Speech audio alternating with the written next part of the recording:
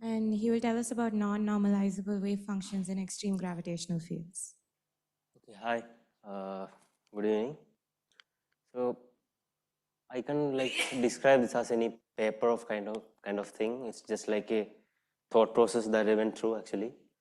I don't know it's correct or something. It's actually what I felt, what I thought about. Yeah. So actually, in my means, I just wanted to make the wave function at some point. I found that some wave functions are blows up at kind of point like.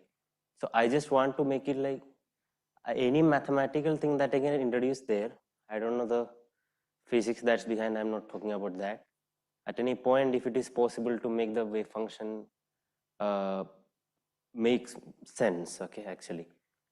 So in case of like this is actually like I introduce some like what I'm saying, yeah, okay. So, sorry, I'm very bad in explaining, okay. Yeah, imagine like we are talking about a particle that is in the boundary of a black hole, like Schwarzschild radius to mg. We know the wave function will blow up at the point. So my idea was like try to introduce a new reflective boundary that is above the Schwarzschild radius, kind of r is equal to mg plus epsilon. So actually I just wanted a 4-dimensional Schrodinger equation in non-Euclidean space to add the metric tensor there. Actually, I don't know if this equation is correct or not. Okay.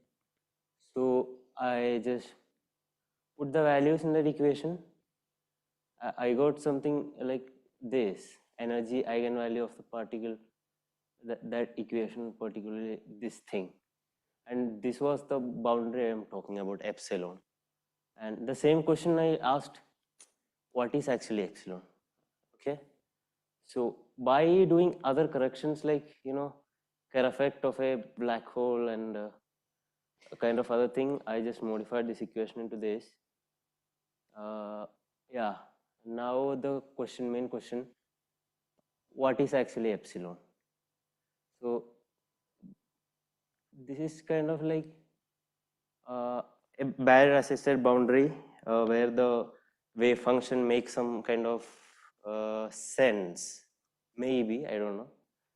So I found these three things that maybe affect this thing. So I did some calculations. I'm not able to show that now. Yeah. Then like other thoughts, like kind of blind approach. This is the equation. Actually, I'm talking about the Schrodinger equation. By some rearrangement, you can do it yourself. It's very easy. Actually, you'll get something like this. This is the field equation, and I don't know, is it possible to compare these things?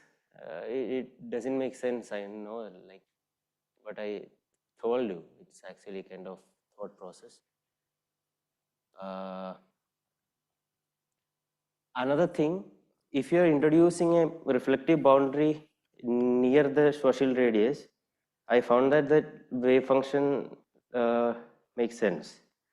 So there is a possibility of gravitational wave echo kind of thing, that is okay. So I just try to do some calculation and find the time interval of that echo, and I don't know is it possible to calculate this or not.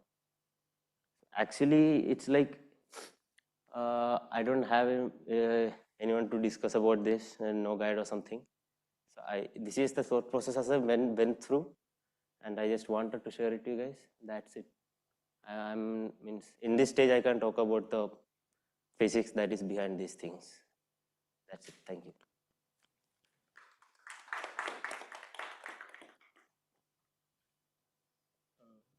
In the second last slide, did you want to give the analogy between the two set of equations?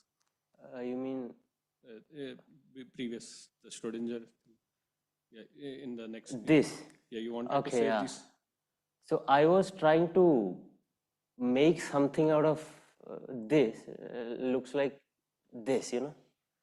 How? I know how. Yeah, that's the same question. I don't know. Is it possible or not? No, you are saying there's a resemblance in the two equations, but I told you it's a blind approach. I'm not thinking about logic here, you know. Yes.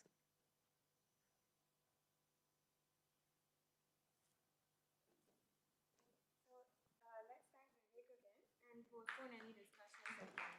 Thanks.